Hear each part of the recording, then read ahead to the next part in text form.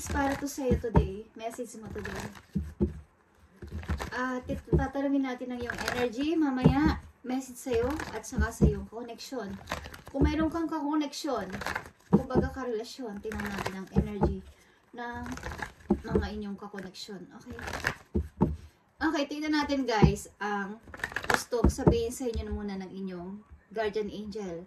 Aries, today, anong gusto mong sabihin sa mga Aries today? At napakaganda guys ng sinag ng buwan sa labas. Nakita ko kanina. And medyo nag-meditate tayo. Okay. Tingnan natin. Message mo. Galing sa yung guardian angel. Message mo sa mga Aries na nandito sa reading. Ibigay mo ang tamang message o payo, advice sa mga Aries na nandito sa reading today. Anong gusto mong sabihin? Sweet angels from heaven. Ibigay mo ang tamang message. Thank you. Aries, review and contemplation. And ito ay 20 is 2 is balance. Review. And maaaring baguhin mo yung, kumbaga pahalagahan mo ang iyong feelings simula sa araw na to, ang iyong emotion. Huwag mong masyadong dibdibin ang mga nangyayari everyday. Okay. Review and contemplation, Aries. You've accomplished a great deal in your life, Aries, and you have much to be proud of now. It's time to decide what's next. Okay. As you contemplate the past and the present, you'll get clear on your divine life purpose. Don't be distracted by conversational thinking. Okay, don't be distracted by conventional thinking. Be the real you, okay? Be the real you. Ipakita mo yung totoong ikaw, Aries. Be real. Kumbaga, siguro may mga nagawa ka sa buhay mo na parang sinasabi mo na ang dami kong hindi na pagtagumpayan. Ang dami kong hindi, kumbaga nagtry pero palagi na lang akong hindi nagtatagumpay. Parang nalulumo ka. So, pakawalan mo na yun, Aries. Pakawalan mo na yung nakaraan and mag-focus ka ngayon sa yung present. Simula sa araw na to, mag-focus ka sa yung present and maging proud ka sa yung ginawa. Hindi ka man nagtagumpay, maging proud ka sa yung ginawa because ginawa mo yun ng may effort. Ginawa mo yun ng buong puso. Okay, kung ano man yun, anumang situation mong ginampanan. Okay? So, malalaman mo ang yung purpose. Parang nagtatanong ka, ano pa talaga ang purpose ko dito sa mundo? Bakit palagi akong nalulungkot? Bakit lagi akong bigo? Kung may minahal kayo, bakit ako nabigo? Bakit ako sinaktan? Okay. So, review and contemplation. Aries, ito ay pagsusulat ng bagong page ng inyong journal. Siguraduhin nyo sa bago nyong susulatin na kumbaga, kwento ng inyong buhay simula sa araw na to is yung napakaganda na at mai-improve. Yung mga hindi nyo nagawa nung past is i-grow nyo ngayong present papunta sa future. Okay, guys. Ito ay number 2. I-balance nyo yung inyong emotion. Okay? Yung inyong mga gusto. Lahat-lahat yan. Pag-isipan yung mabuti. Mag-decide ka, ano na ang next kong gagawin? Ano na yung susunod ko kayang gagawin, Lord? Okay. So, tingnan natin. Tanungin natin dito ang inyong energy. Ngayong araw na to, message for Aries. Ano ang energy ninyo? Okay? Titingnan natin ang inyong message. I need message for Aries. Tingnan natin, guys. 6 of Pentacles, guys. Nakikita nyo itong 5 of Cups and 2 of Pentacles.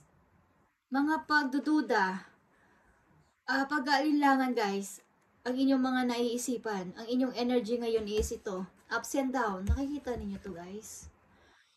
Panlulumo, ups and down na mood. At hindi nyo alam kung tatalikuran nyo na talaga ng lubusan ang past, okay?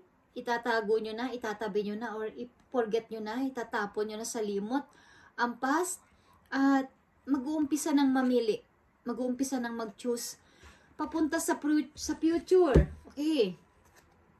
Aries, ano pa ang gusto mong sabihin sa mga Aries? At ano pa ang kanilang energy? Ano ang energy na nandito para sa mga Aries?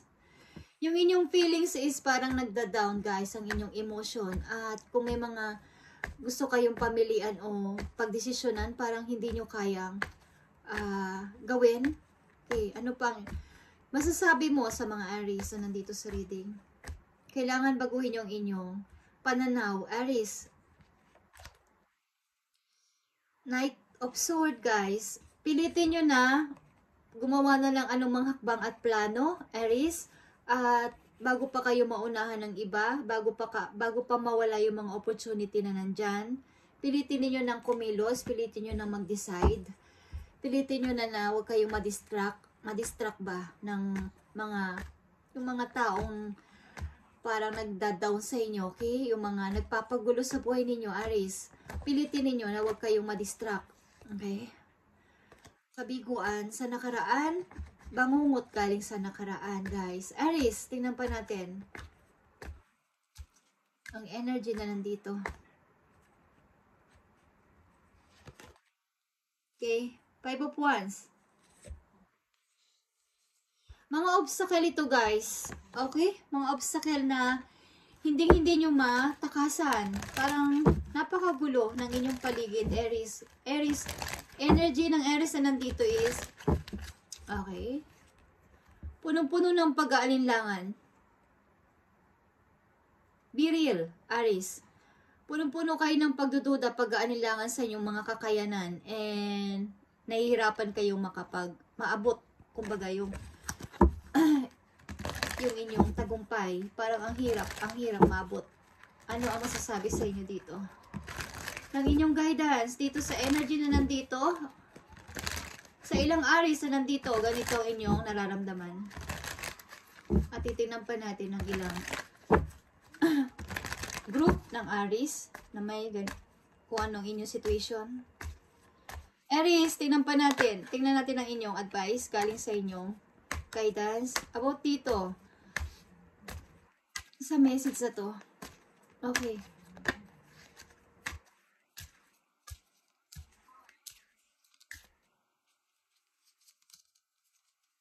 Unconditional love, Aries. My heart is free from resentment towards others. I open the eyes of my heart and discover the light and beauty in every being. I am aware that suffering can cause distress and hurt in people.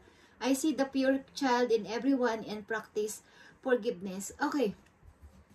So, sa energy na nandito, sa ilang Aries na nandito sa reading na ganito ang energy, is kailangan dito is ang inyong pagpapatawad sa mga taong nanakit sa inyo, sa mga taong nagbigay ng sakit sa inyong kalooban, at kumbaga, dahil naranasan nyo ang ganitong klaseng paghihirap at ganitong klaseng sakit, is nararamdaman nyo at aware kayo sa mga tao din na nasasaktan sa paligid. Okay, alam niyo ang pakaramdam ng nasasaktan.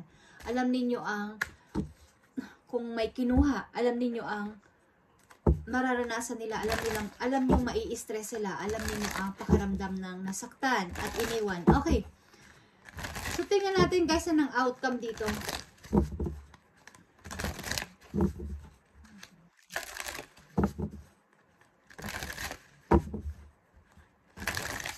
Kumbaga yung past ninyo is unti-unti yung kinakalimutan, but may hurt pa rin, may sakit pa din, o may kirot pa din sa inyong puso.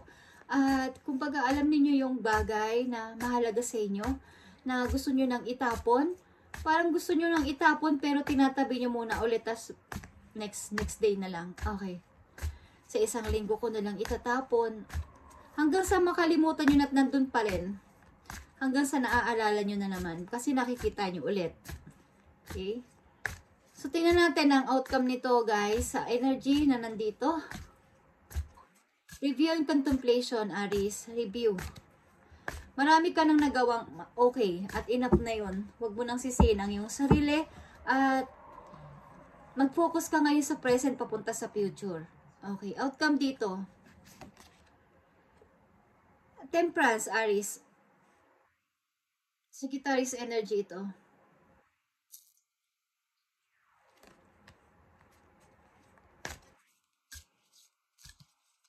Kumbaga, yung pasensya. Okay? Pag-grow sa sarili. Habaan nyo pa ang PC ninyo sa pasensya sa inyong paligid. Okay? Outcome dito, outcome. Maaaring meron kayong mga panapanata. May mga wini-wish kayo na ang haba-haba ng inyong pasensya. Tingnan natin ang outcome dito para sa Aries na nandito. Okay, the world. Nakikita nyo ang the world, Aries. At ito ang outcome. Magiging outcome kapag kayo ay alis dito. Pag kayo ay nakapag-move on. Pag kayo ay naging okay. Ito ang magiging outcome ninyo, guys.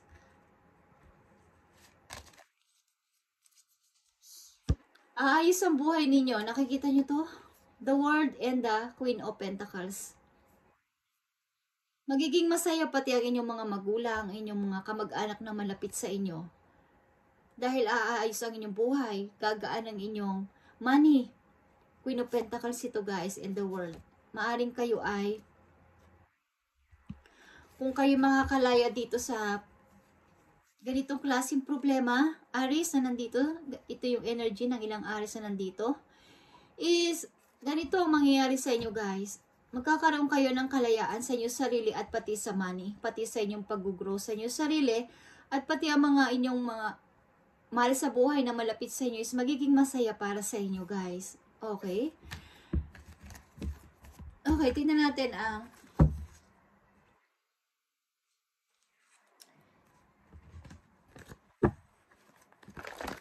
iba pang Aries na nandito.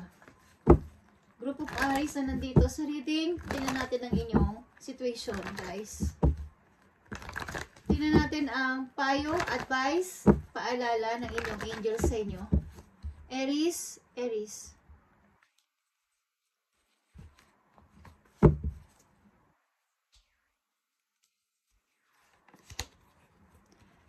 Two of Toads, guys. Two of Cups. Nakita nyo to ang Two of Cups.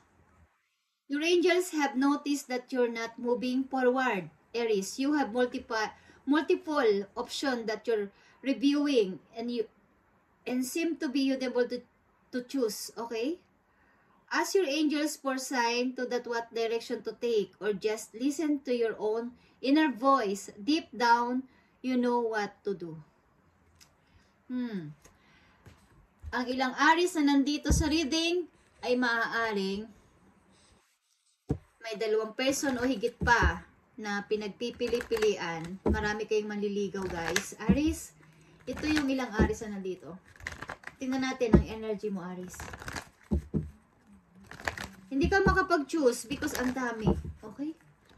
Ang dami mong pinagpipilian at lahat sila ay okay sa'yo, Aries. Meron kang multiple choices o option. At kailangan mong mag-choose pero hindi mo kaya. So mag-ask ka ng tulong sa iyong mga angels para ituro sa iyo ang tamang tao, tamang path na yung dadaanan o tamang tao na yung pipiliin. Okay, Aries? So tingnan natin ang energy na nandito sa Two of Toads. Marami siguro sa iyong manliligaw, Aries. Kung ikaw ay babae. Okay. Sigurado babae ka. Itong nandito sa reading ngayon. Okay. Tingnan natin. Aries, ang energy na nandito sa Two of Toads. Aries. Meron ka mga pinagpipili-pilian. Okay, nakikita mo ang Three of Wands at Eight of Pentacles. Di mo talaga kaya makapamili pa. Two of Wands. Marami kang offer, nakikita mo to. Ace of Pentacles. At the same time, ikaw din ay busy sa work.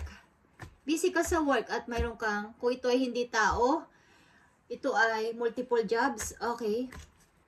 Tao din ito na mayroon kang hindi mapili o hindi kumbaga, nagdadalong isip ka, sino ba sa kanila, okay? Ang energy na nandito is may multiple option.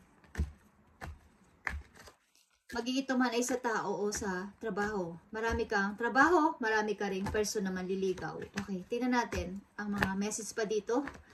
Sa Two of Toads. Two of Toads. Okay.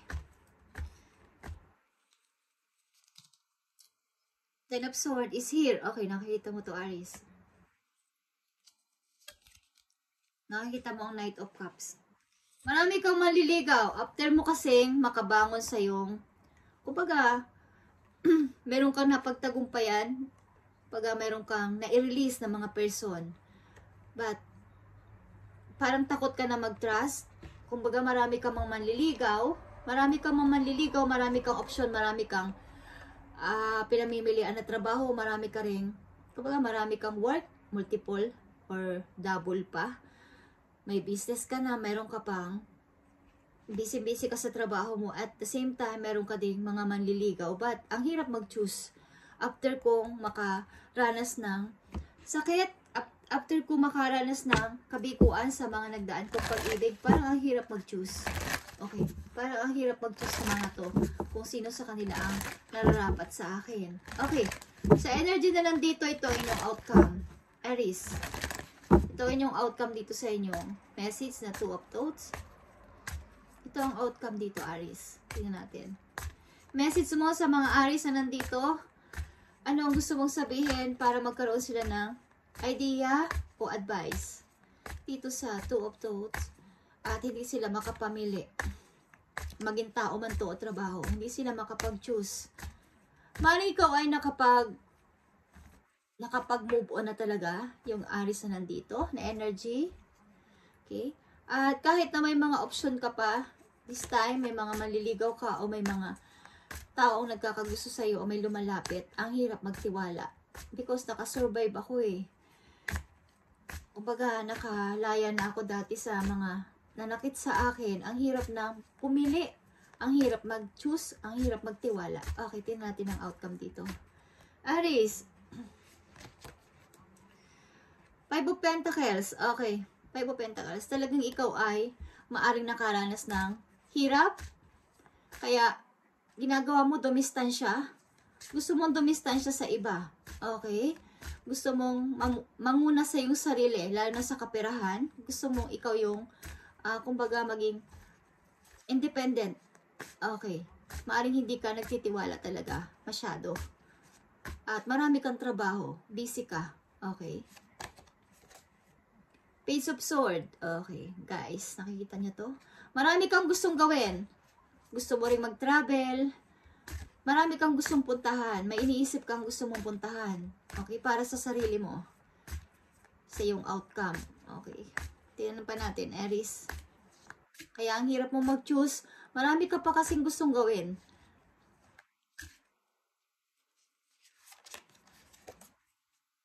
Ten of Sword. Okay, andito ulit ang Ten of Sword. Takot kang maloko ulit. Takot ka ulit maloko ng ibang tao. Takot ka uling magtiwala, takot ka uling maloko. Okay, sa dalawang energy na nandito guys, ito ang inyong message. Okay? Unahin natin ang love message dito. Sa unang energy, sa Aries na nandito, sa unang message na review and contemplation. Ito ang love message para sa'yo. Kung ikaw ay iibig o umiibig na, tingnan natin ang love message dito.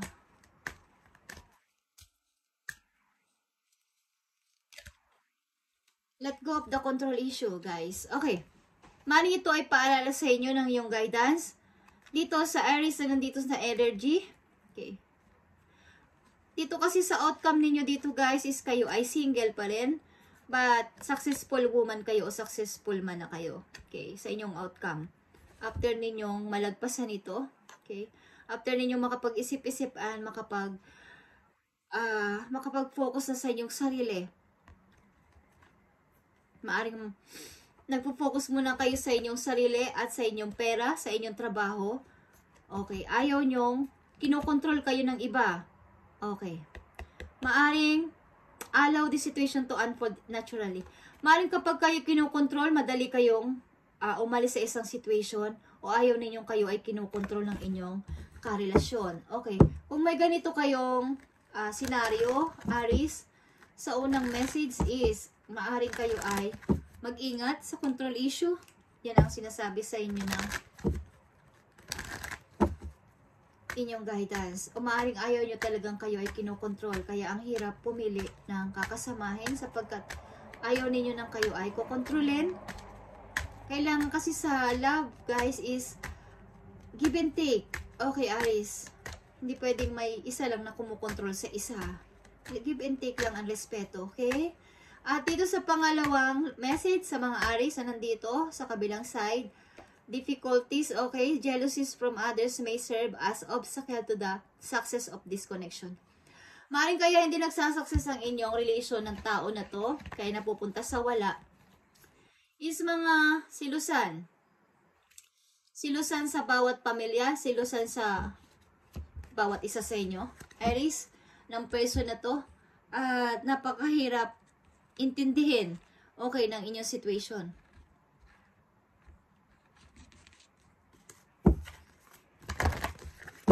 Message pa para sa inyo, sa Aries na nandito, una at pangalawang message.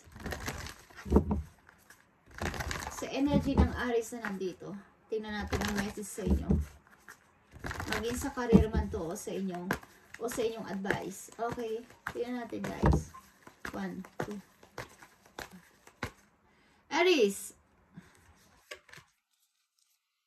Faraway places, Aries. Get ready for a new horizon. Okay, mag-ready ka na. Ready mo nang yung passport. Okay, maaaring kayo ay lalayas. Lalayas na kayo sa inyong bansa. Ang ibig ko sabihin, aalis kayo. Pupunta kayo sa malayo, guys. Far away places. Tatawid kayo ng dagat, sasakay kayo ng airplane. Okay, get ready for a new horizon. New horizon ito, guys. Okay, nandito din ang the word. Sa inyong message, sa una, kayo ay lalayo. Pupunta kayo ng ibang bansa, maybe. Okay, tingnan pa natin ang message dito sa pangalawang energy ng mga Aries na nandito sa kabilang side. Thank you. Taking shelter, guys. Okay, the answers are within. Naghahanap kayo ng totoong family, totoong kasagutan sa inyong mga tanong. Naghahanap kayo ng totoong pamilya. Yung bang totoong masusumpungan nyo. Dahil kayo ay busy person. Busy at hindi makapagpamili sa mga, kumbaga, may lumalapit man na tao, may lumalapit man na mga nililigaw. Ang hirap mag-choose, ang hirap magtiwala. Ang hirap na magtiwala.